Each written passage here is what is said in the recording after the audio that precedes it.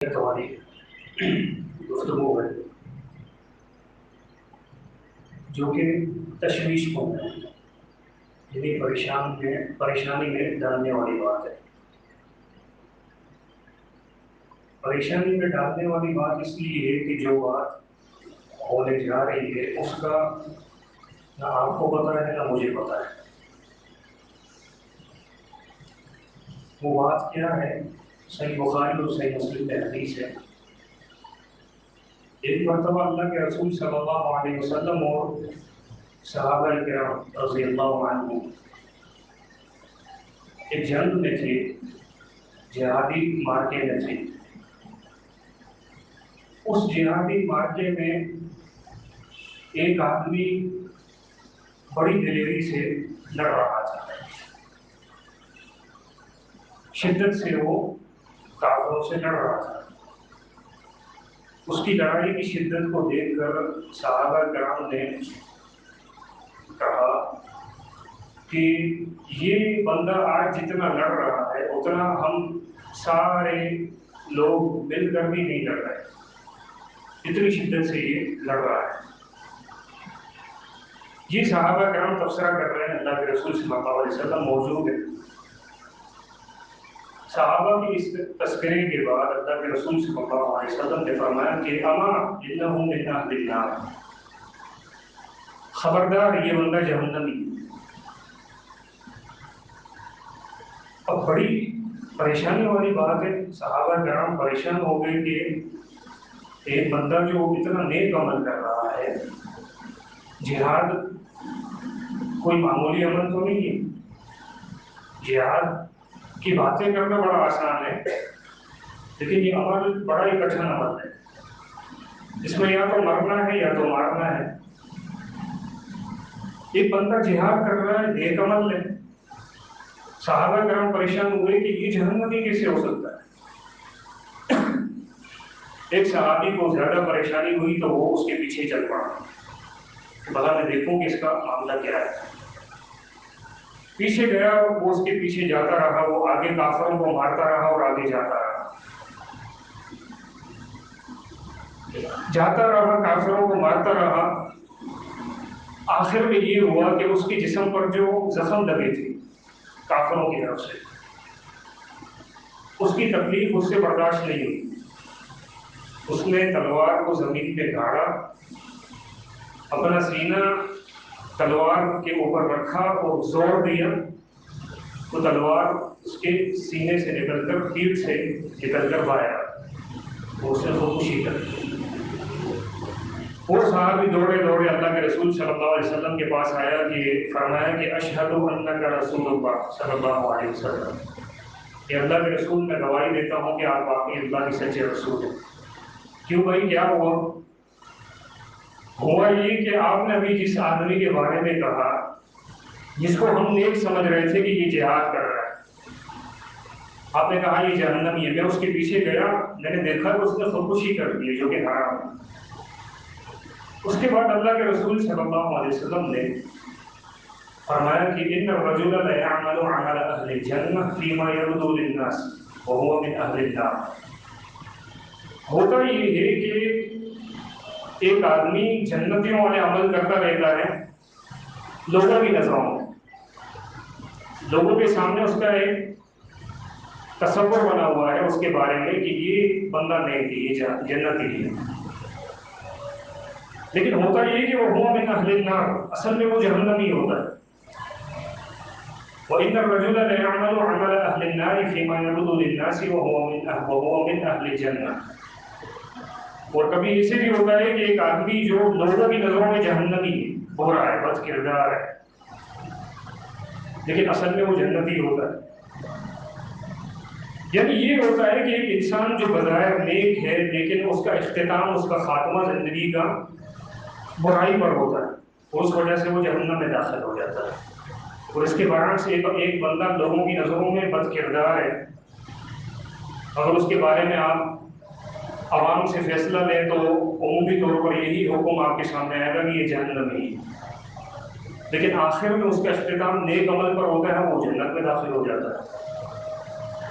تو یہ نہ مجھے پتا ہے نہ آپ کو پتا ہے، یہ تشویش کن بات ہے۔ آج اگر ہم نیک راستے پر چل رہے ہیں، فیوچر کا نہیں پتا کہ ہمارے ساتھ کیا ہو، میری اور آپ کی موت کی سمجھ پر ہے، یہ تشویش کن بات ہے بڑی۔ اب دیکھیں، انسان کا مرنے کے بعد ٹھکانہ یا تو جنت ہے یا تو جہنم ہے، تیسرا کوئی ٹھکانہ نہیں۔ اب یہ جنت اور جہنم انسان کو اللہ کے ساتھ تعلق کی بنیاد پر ملے گی۔ اس کو جنت ملے گی تو اللہ کے ساتھ اس کا تعلق کیسا ہے، جہنم ملے گی اللہ کے ساتھ اس کا تعلق کیسا ہے۔ ایک انسان کا اگر اللہ کے ساتھ تعلق اچھا ہے تو اس کا ٹھکانہ جنت ہے، اور اگر ایک انسان کا تعلق اللہ تعالیٰ کی ذات کے ساتھ برا ہے تو اس کا ٹھکانہ جہنم ہے۔ اب یہ اللہ سے تعلق کے دو ہی راستے ہیں، بات سمجھنے کی ہے، اس کو آپ سمجھیں۔ اللہ سے تعلق کے دو ہی راستے ہیں، ایک نیکی کا راستہ فَأَلْهَمَهَا فُجُورَهَا وَتَقْوَاهَا، دوسرا بدی کا راستہ، برائی کا راستہ، گناہ کا راستہ۔ اگر ایک انسان نیکی کے راستے پر ہے، اس کا مطلب اللہ کے ساتھ اس کے تعلقات اچھے ہیں۔ اگر ایک بندہ غلط راہ پہ جا رہا ہے، گناہوں کے راستے پر چل رہا ہے، تو اس کا مطلب اس کا تعلق اللہ سے اچھا نہیں۔ اب مزید دو قدم آگے چلتے ہیں۔ ایک نیکی وہ ہوتی ہے جو لوگوں کے سامنے ہوتی ہے، اور ایک گناہ وہ ہوتا ہے جو لوگوں کے سامنے ہوتا ہے، ٹھیک ہے؟ اس کے بعد ایک نیکی وہ ہوتی ہے جو اکیلے میں بندہ کرتا ہے، اور ایک گناہ وہ ہوتا ہے جو بندہ چھپ کے کرتا ہے۔ سب کے سامنے نیکی کرنا ہر ایک کو اچھا لگتا ہے، اور ہر ایک کو اچھا لگنے کی وجہ سے سب کے سامنے نیکی کرنا آسان ہوتا ہے۔ سمجھ رہے ہیں بات کو؟ سب کے سامنے نیکی کرنا انسان کو اچھا لگتا ہے، وہی ہر بندہ چاہتا ہے کہ لوگ مجھے نیک سمجھیں، لوگ میری تعریف کریں۔ ایک محدث کا قول ہے، فرماتے ہیں کہ الشہوۃ الخفیہ حب اطلاع الناس علی العمل۔ یہ مخفی شہوت جو ہر ایک کے اندر ہوتی ہے، کہ بندہ چاہتا ہے کہ میں عمل کروں، لوگوں کو پتہ چلے اور لوگ میری تعریف کریں، لوگوں کے سامنے میرا اچھا ایک امیج بن جائے۔ اس کی بنیاد پر سب کے سامنے نیکی کرنا آسان ہوتا ہے، کیونکہ بندہ دیکھے گا کہ میں نیکی کروں گا تو لوگوں کو اچھا لگے گا، اور یہ انسان کو خود کو اچھا لگتا ہے کہ لوگوں کو اچھا لگوں میں۔ اسی طرح سب کے سامنے گناہ کرنا، گناہ سے بچنا، سب کے سامنے گناہ سے بچنا یہ بھی آسان ہوتا ہے۔ کیوں؟ کیونکہ ایک انسان مذمت کو ناپسند کرتا ہے۔ اگر سب کے سامنے گناہ کرے گا تو لوگ اس کی واہ واہ تو نہیں کریں گے، اس کو برا بھلا کہیں گے، اور یہ کوئی بھی پسند نہیں کرتا کہ مجھے کوئی آ کے برا بھلا کرے۔ اس لیے سب کے سامنے گناہ سے بچنا بڑا آسان ہو جاتا ہے۔ اصل میرا اور آپ کا اللہ سے تعلق اس وقت شروع ہوگا کہ اکیلے میں میں اور آپ کیا کرتے ہیں۔ اللہ کے ساتھ دو ہی تعلق ہیں، ایک نیکی جو کہ اچھا تعلق ہے، دوسرا گناہ جو کہ برا تعلق۔ لیکن اصل میرا اور آپ کا تعلق اکیلے میں پتہ چلے گا کہ میں اور آپ اکیلے میں کیا کرتے ہیں اور کیا نہیں کرتے۔ سب کے سامنے تو ہم نیک بن سکتے ہیں، گناہوں سے بچ سکتے ہیں، اصل تک پتہ چلے گا کہ اکیلے میں ہماری کیا کارستانی ہے۔ ہم واقعی میں نیکی کے کام کرتے ہیں، گناہ سے بچتے ہیں، یا اس کے برعکس گناہ کرتے ہیں اور نیکی کو بلا بیٹھتے ہیں۔ دیکھیں، یہ ایک معاملہ ہے جو اللہ کے رسول صلی اللہ علیہ وسلم نے اس حدیث میں ارشاد فرمایا کہ ایک بندہ نیک کام کرتا رہتا ہے، اچانک اس کی موت برے عمل پر ہو جاتی ہے۔ اس کے برعکس دوسرا بندہ ہے جو برے کام کرتا آخرکار نیک عمل پر اس کی موت ہوتی ہے اور وہ جنت میں چلا جاتا ہے۔ میں آپ سے اگر سوال کروں یہ کہ اللہ بندوں کے ساتھ ظلم کر رہا ہے کہ ایک بندہ ساری زندگی نیک عمل کر رہا تھا اور اچانک اس کی موت برے عمل پر ہوگی، اللہ نے اس کے ساتھ ظلم کی ہے؟ مظاہر یہی لگ رہا ہے، ان اللہ لا یظلم الناس شیئا، اللہ تعالیٰ لوگوں پر قطعاً ذرہ برابر ظلم نہیں کرتا۔ اسی طرح وہ بندہ جو ساری زندگی برائی کرتا رہا، وہ اچھے عمل پر فوت ہوا اور وہ جنت میں چلا گیا، تو اللہ نے کیا ناانصافی کی ہے؟ ایسی بات نہیں ہے۔ اصل میں یہ جو ساری زندگی اچھائیاں کرتے رہتے ہیں لوگ، اور ان کی موت، ان کا خاتمہ برائی پر ہوتا ہے، یہ باطنی زندگی ان کی اچھی نہیں ہے، اکیلا پن ان کا اچھا نہیں ہے اللہ کے ساتھ، یہ اس بات کی دلیل ہے۔ کہ اکیلے میں وہ اللہ کے ساتھ مخلص نہیں ہے. اس لیے ایک بندہ اچھا ہے، بظاہر اس کا ریکارڈ معاشرے میں اس کا کریکٹر اچھا ہے، وہ اچانک برے عمل پر مر جاتا ہے تو اس کا مطلب اس کی باطنی زندگی اللہ کے ساتھ درست نہیں تھی، اس کے تعلقات اللہ کے ساتھ اچھے نہیں تھے. اسی طرح وہ بندہ جس کو بظاہر ہم جہنمی سمجھتے ہیں، پتہ نہیں حقارت کی نظر سے دیکھتے ہیں کہ اس کا ہمارے ساتھ کیا موازنہ ہے، اس کا ہمارے ساتھ کیا مقابلہ، جس کو ہم اپنی مجلسوں میں آنے سے دھتکار دیتے ہیں، وہ اچھے عمل پر فوت ہو جاتا ہے. تو اس کی یقیناً باطنی زندگی اچھی ہے جس پر ہماری نظر نہیں ہے. یہ ایسے ہی خاتمے نہیں ہوتے، بلکہ اس کے پیچھے یہ پوری زندگی گواہ ہوتی ہے کہ یا تو بندہ اچھا ہے اکیلے پن میں، یا تو برا ہے. ایسے ہی کسی کو اللہ تعالیٰ ایسے موت نہیں دے دیتا. دیکھیں، ویسے سب کے سامنے گناہ کرنا یہ بھی ہولناکی ہے. گناہ چاہے بندہ سب کے سامنے بھی کرے، یہ بھی اچھی بات نہیں ہے. رسول اللہ صلی اللہ علیہ وسلم کا فرمان ہے صحیح مسلم میں، آپ نے فرمایا کہ کل امتی معافا الا المجاہرون، کہ کل قیامت کے دن میری پوری امت کو اللہ تعالیٰ معاف کر دے گا جس نے شرک نہیں کیا ہوگا. جس نے شرک نہیں کیا ہوگا سب کو معاف کر دے گا. الا المجاہرون، سوائے ان لوگوں کے جنہوں نے کھلے عام گناہ کیا ہے، یا تو سب کے سامنے گناہ کرتے ہیں یا تو چھپ کر گناہ کر کے سب کو بتا دیتے ہیں. یہ مجاہرون ہے. یہ بھی ہولناکی ہے کہ سب کے سامنے بھی بندہ گناہ نہ کرے. گناہ سے تو ویسے ہی بندہ بچے. لیکن خطرناک چیز یہ ہے کہ ایک بندہ لوگوں کے سامنے اچھا ہے لیکن باطنی زندگی میں وہ گناہ کرتا ہے.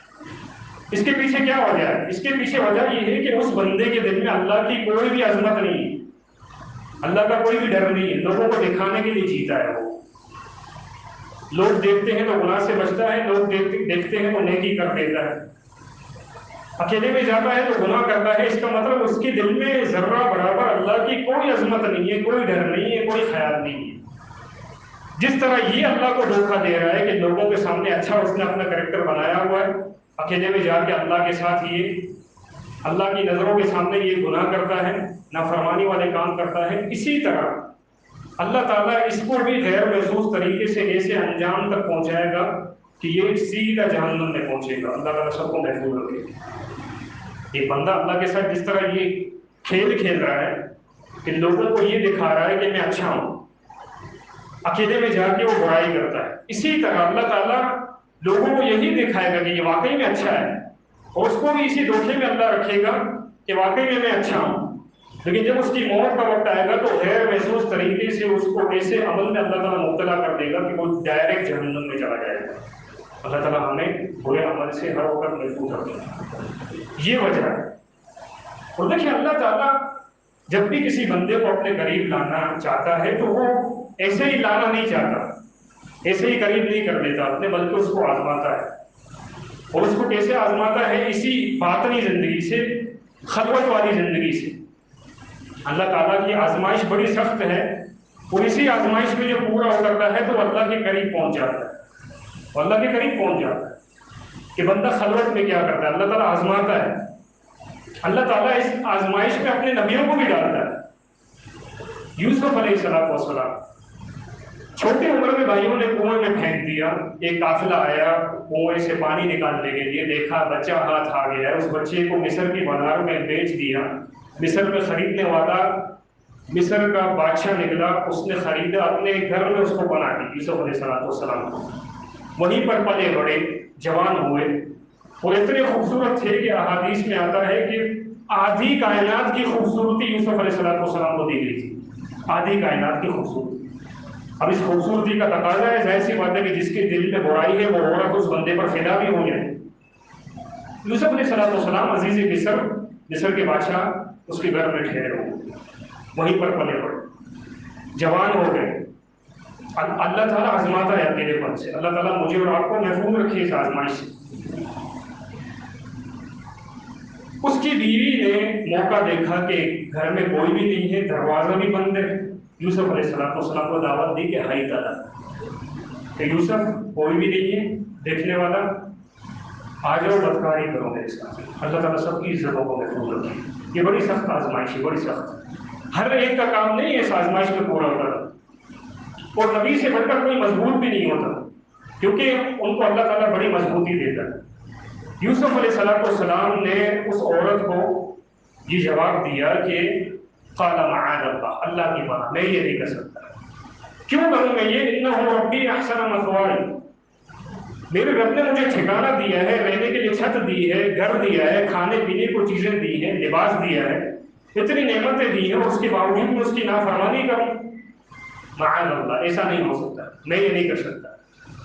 اس کے نتیجے میں کیا ہوا؟ جیل جانا پڑا۔ عورت نے الزام لگایا کہ ہاں اس نے میرے ساتھ بدکاری کی ہے، کیونکہ اس نے دھمکی دی تھی کہ اگر نہیں کرو گے تو میں شور کروں گی، تم پر الزام لگاؤں گی۔ کتنی بڑی آزمائش ہے یہ اسی کو پتہ ہے جو ان حالات کو فیس کر چکا ہے یا جو کر رہا ہے۔ اللہ تعالیٰ سب کو محفوظ رکھے۔ بار بار دعائیں کرنی چاہیے انسان کو، لیکن اللہ کے لیے گناہ نہیں کیا، اللہ کے سامنے اپنے آپ کو سچا ثابت کر کے دکھایا، تو اس کے نتیجے میں اللہ تعالیٰ نے اسی شہر کا خزانچی بنا دیا یوسف علیہ السلام کو۔ تو یہ بڑی سخت آزمائش ہے اللہ کی طرف سے، بڑی سخت ہے۔ عبداللہ بن مبارک رحمہ اللہ ایک مرتبہ اپنے خادم کے ساتھ سفر میں جا رہے ہیں، غالباً حج کا سفر تھا غالباً۔ اس سفر میں ایک جگہ پہ پڑاؤ ڈالتے ہیں، کھانے کی حاجت ہوتی ہے، اپنے خادم کو کہتے ہیں کہ جاؤ کھانے کا بندوبست کر کے آؤ۔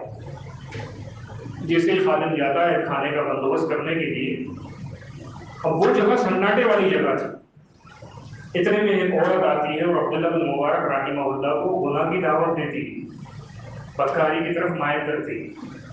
عبداللہ بن مبارک رحمہ اللہ اس عورت کو جھڑک دیتے ہیں، اس کو بھگا دیتے ہیں کہ نکلو یہاں سے، اس کو بھگا دیتے ہیں۔ واپسی میں جب خادم آتا ہے تو دیکھتے ہیں کہ عبداللہ بن مبارک رحمہ اللہ رو رہے۔ فرمایا کہ خادم نے کہ خیریت، کوئی مسئلہ ہے، کوئی ٹینشن ہے، کوئی پریشانی ہے؟ ابھی تو آپ ٹھیک تھے، میں باہر گیا، ابھی آیا ہوں، ابھی آپ رو رہے ہیں، کوئی مسئلہ ہے؟ فرمایا کہ معاملہ یہ ہے کہ تمہارے جانے کے بعد ابھی ایک عورت ہے، اس نے مجھے برائی کی طرف مائل کرنے کی کوشش کی، میں نے اس کو بھگا دیا اللہ کی توفیق سے۔ میں یہ پریشان ہوں کہ کیا میں اتنا گناہگار دکھتا ہوں کہ میری وجہ قطع گناہگار لوگوں کی طرح ہے کہ اس عورت نے مجھے گناہ کی طرف مائل کی، دعوت دی، میں نے اس کو بھگا دیا۔ اب خادم بھی رونے لگ گیا۔ اب عبداللہ بن مبارک پوچھ رہے ہیں کہ تم کیوں رو رہے ہو؟ فرمایا کہ میں اس لیے رو رہا ہوں کہ اللہ نے آپ کو بچا لیا، اگر میں اس اکیلے پن میں ہوتا تو شاید میں نہیں بچ سکتا، میں کمزور ہوں، شاید میں مبتلا ہو جاتا۔ میں اس لیے رو رہا ہوں کہ اللہ نے آپ کو مضبوطی دے کر رحم کیا، اور اللہ نے مجھے یہاں سے باہر بھیج کر مجھ پر رحم کیا۔ تو اگر کسی کو موقع اب تک نہیں ملا اکیلے میں گناہ کرنے کا، تو یہ اللہ کی بڑی رحمت ہے۔ اللہ تعالیٰ کی آزمائش ہے، سخت آزمائش ہے، اس میں اچھے خاصے اچھے بھلے جو ہیں وہ پھسل جاتے ہیں۔ اگر کسی کو اللہ نے نہیں آزمایا تو وہ دعائیں کرتا رہے کہ اللہ کبھی بھی نہ آزمائے، اللہ کبھی بھی نہ آزمائے۔ ابو جہل ایک مرتبہ اللہ کے رسول صلی اللہ علیہ وسلم کے بارے میں اس نے کہا کہ آج اگر محمد صلی اللہ علیہ وسلم بیت اللہ میں آئے گا تو میں اس کو قتل کر دوں گا، بڑا اس نے تنگ کیا ہوگا۔ اللہ کے رسول صلی اللہ علیہ وسلم روٹین کے مطابق آئے، بیت اللہ میں نماز پڑھی۔ ابو جہل اپنی شورا کے ساتھ وہاں بیٹھا ہوا تھا اور آیا قتل کے ارادے سے اللہ کے رسول صلی اللہ علیہ وسلم کے قریب۔ جیسے قریب پہنچ کر واپس چلا گیا۔ ساتھیوں نے پوچھا کہ بڑی شیخیاں مار رہے تھے تو آج محمد صلی اللہ علیہ وسلم کو قتل کر دوں گا، یہ وہ کیا ہو گیا؟ فرمایا کہ جو میں دیکھ کر آیا ہوں وہ تم نہیں دیکھ سکتے۔ میں اس کے قریب گیا تو اچانک میرے سامنے کھائی سی بن گئی جس میں آگ تھی، اور اس میں ایسے چہرے تھے کہ اگر میں اس کے قریب جاتا تو میں بھسم ہو جاتا، جل کے راکھ بن جاتا، اس لیے میں واپس آ گیا۔ اس قصے کے دوران اللہ تعالیٰ نے چند آیات نازل کی سورہ علق میں ابو جہل کے بارے میں، کہ یہ ایک ایسے بندے کو روکتا ہے جو نماز پڑھتا ہے، ایک ایسے بندے کو تنگ کر رہا ہے جو تقویٰ کی دعوت دیتا ہے، صلح رحمی کا حکم دیتا ہے، اچھائی کا حکم دیتا ہے، فلاں فلاں فلاں، اللہ تعالیٰ نے یہ باتیں گنوائی۔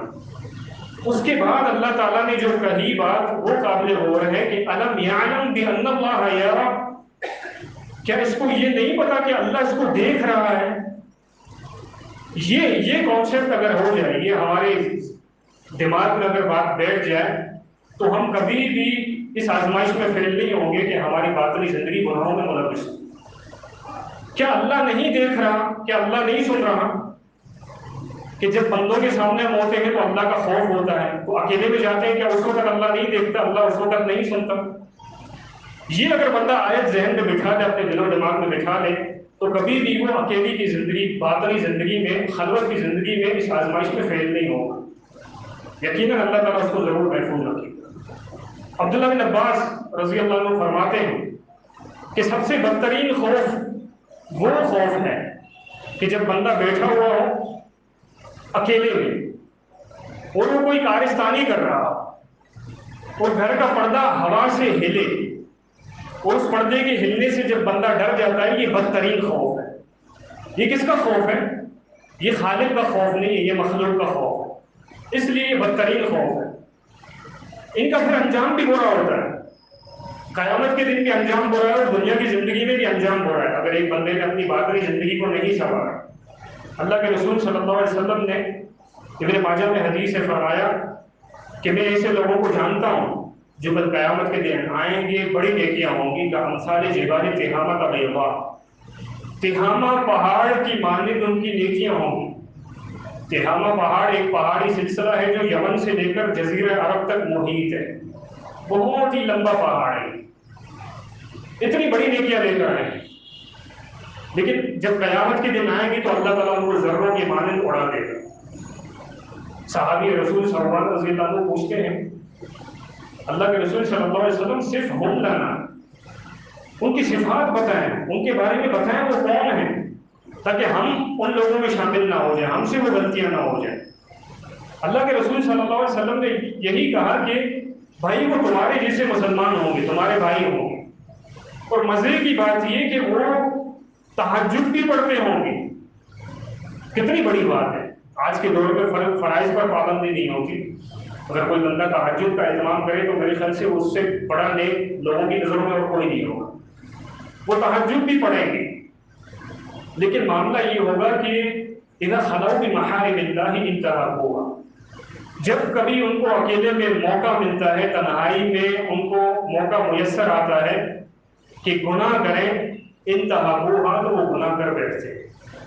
بس موقع ملے ان کو، جیسے ہی موقع ملتا ہے وہ گناہ کر بیٹھتے ہیں۔ کوئی بھی گناہ ہو سکتا ہے، آپ کسی غیر محرم سے بات کر رہے ہیں، یہ بھی گناہ ہے، آپ نشہ آور چیزیں استعمال کر رہے ہیں، یہ بھی گناہ ہے، آپ کے ہاتھ میں موبائل ہے، اس کا مطلب پوری دنیا آپ کے ہاتھ میں، اب آپ کچھ بھی دیکھیں، آپ یہ گناہ ہی ہے۔ آپ فحش چیزیں دیکھیں، یہ بھی گناہ ہی ہے، جو کہ بڑا فتنہ ہے خلوت کا آج کے دور میں۔ اگر جو بھی گناہ بندہ اکیلے میں کرے گا اس کا نتیجہ انتہائی خطرناک ہے، انتہائی خطرناک ہے۔ اور اس کا نتیجہ کیا ہے؟ وہی جو میں نے آپ کو شروع میں بتایا کہ جب بندہ باطنی زندگی میں گناہ کرتا رہتا ہے تو اس کی نیکیاں ہلکی پڑ جاتی ہیں اور آخر میں اس کا اختتام، اس کی موت برے عمل پر ہوتی ہے۔ ایک بہت بڑے محدث ہیں عبدالعزیز بن ابی رواد، وہ فرماتے ہیں کہ ہمارے علاقے میں ایک بندے کی موت کا وقت آیا، میں روٹین کے مطابق اس کے پاس چلا گیا۔ جب کوئی بندہ آخری سانسیں دے رہا ہو تو اس کے بارے میں تعلیم یہ ہے کہ اس کے ارد گرد کچھ لوگ بیٹھیں اور کلمہ لا الہ الا اللہ کا ورد کریں۔ اس کو کہنا نہیں ہے کہ پڑھو لا الہ الا اللہ، پڑھو لا الہ الا اللہ، نہیں، وہ تکلیف میں ہوتا ہے، اس کو یہ بات بری لگ سکتی ہے۔ چند لوگ اس کے ارد گرد بیٹھے اور لا الہ الا اللہ کا ورد کریں تو اس کی زبان پر اللہ کے حکم سے خود ہی جاری ہو جائے گا۔ اسی طرح عبدالعزیز بن ابی رواد فرماتے ہیں کہ میں گیا، ایک بندہ تھا، اس کی آخری سانسیں چل رہی تھی، ہم لوگ پڑھ رہے ہیں لا الہ الا اللہ، لا الہ الا اللہ۔ تھوڑی دیر ہوئی، اس بندے نے کہا کہ انا کافر بما تقولون، انا کافر بما تقولون، یہ جو تم کہہ رہے ہو میں اس کو نہیں مانتا۔ کون ہے؟ مسلمان ہے۔ کس کا انکار کر رہا ہے؟ کلمے کا۔ ابھی اس کا یہ کہنا تھا کہ میں جو تم یہ کہہ رہے ہو، یہ کلمہ پڑھ رہے ہو، اس کو میں نہیں مانتا، اس کی روح نکل گئی، اس کی روح نکل گئی۔ ابھی اچھا خاتمہ ہے، برا خاتمہ ہے؟ یہ برا خاتمہ ہے۔ عبدالعزیز بن ابی رواد رحمہ اللہ ارد گرد کے لوگوں سے پوچھتے ہیں کہ بھائی اس کا کچھ نہ کچھ تو معاملہ ہوگا لازمی، ایسے ہی نہیں ہوتا کہ بندہ اچانک بری موت مر گیا، اچانک اچھی موت مر گیا، اس کے پیچھے پوری ہسٹری ہوتی ہے. کہا کہ میں نے پوچھا کہ بھائی اس کے ساتھ کیا معاملہ ہے، اس کو کوئی نہ کوئی تو ماجرا ہوگا. لوگوں نے کہا کہ یہ اکیلے میں شراب پیتا تھا، اس کو چند لوگوں نے دیکھا تھا اکیلے میں شراب پیتا تھا. بظاہر لوگوں کے سامنے اچھا تھا، کوئی اس میں خرابی نہیں تھی، برا فعل نہیں تھا، لیکن جیسے اس کو اکیلے میں موقع ملتا عادی تھا، شراب پی لیتا تھا. اب یہ بھی اللہ کی نافرمانی ہے. غرض جو بھی اللہ کی نافرمانی اکیلے میں کی جائے گی اس کا نتیجہ آخر میں موت کے وقت اس سے سامنا کرنا پڑے گا. اب کرنا کیا چاہیے بندے کو؟ یہ کرنا چاہیے کہ اپنی باطنی زندگی پر غور کرے کہ میری خلوتیں کن کاموں میں صرف ہوتی ہیں، اور اس کے بعد اصلاح کرنے کی کوشش کرے اور اللہ سے کثرت سے دعائیں کرے. اللہ کے رسول صلی اللہ علیہ وسلم ایک دعا اکثر کیا کرتے تھے کثرت سے. وہ دعا یہ ہے کہ یا مقلب القلوب ثبت قلبی علی دینک، کہ دلوں کو پھیرنے والے میرے دل کو ہمیشہ دین پر ثابت رکھ. کوئی ایسا وقت نہ آئے اے دلوں کو پھیرنے والے، اے اللہ تعالیٰ، اے ہمارے رب، کوئی ایسا لمحہ نہ آئے کہ میرا دل دین سے ہٹ جائے، دین سے پھر جائے. کیوں؟ کیونکہ ہو سکتا ہے کہ وہ وقت میری موت کا وقت ہو. کسی کو پتا تو نہیں ہے نا کہ مجھے کب مرنا ہے، آپ کو کب مرنا ہے، فیوچر میں کیا ہونا ہے. کوئی ایک لمحہ بھی یا اللہ ایسا نہ آئے کہ میرا دل دین سے پھسل جائے. کیوں؟ کیونکہ اگر وہ میری موت کا وقت ہوا تو میری پوری زندگی تباہ ہو جائے گی اور آخرت بھی میری برباد ہو جائے گی. صحابہ پوچھتے ہیں کہ اللہ کے رسول صلی اللہ علیہ وسلم آمنا بک وبما جئت بہ اتخافون علینا، اب تو ہم مسلمان ہو چکے ہیں، ہم آپ پر ایمان لے آئے ہیں، آپ کی شریعت پر ایمان لے آئے ہیں، کہ ابھی بھی آپ کو ہمارے اوپر اس بات کا خوف ہے کہ ہم پھسل جائیں گے؟ اللہ کے رسول صلی اللہ علیہ وسلم نے کہا کہ جی ہاں. وجہ یہ ہے کہ تمام ابن آدم علیہ السلام کی تمام اولاد کی جو دل ہیں اللہ تعالیٰ کی 2 انگلیوں کے درمیان ہے. یقلبھا کیف یشاء، اللہ تعالیٰ جس طرف چاہے اس کو پھیر دے. آج اچھے ہیں، ہو سکتا ہے مستقبل میں برے ہو جائیں، اللہ کا خیر، اللہ محفوظ رکھے گمراہی سے. آج کوئی برا بندہ ہے، ہو سکتا ہے مستقبل میں وہ اچھا ہو جائے، اللہ اچھا کر دے بروں کو. تو یہ چیز ہے کہ بندے کو اس طرف توجہ دینی چاہیے. تشویش کن ہے، نہیں پتہ، نہ آپ کو پتہ ہے نہ مجھے پتہ ہے کہ ٹھکانہ کیا ہوگا. بس میں اور آپ اپنے باطنی معاملات، اپنی خلوت والی زندگی کی طرف توجہ دیں، اصلاح کرنے کی کوشش کریں اور اللہ تعالیٰ سے کثرت سے دعائیں کریں کہ اللہ تعالیٰ ایک لمحہ بھی ایسا نہ آئے کہ ہم اس کے دین سے پھسل جائیں اور اسی عمل پر ہماری موت آئے، بلکہ اللہ تعالیٰ ہمارا خاتمہ ایمان پر کرے اور اس حال میں ہمیں موت دے کہ اللہ بھی ہم سے راضی ہے اور ہم بھی اللہ تعالیٰ سے راضی ہیں. وآخر دعوانا الحمد للہ رب العالمین.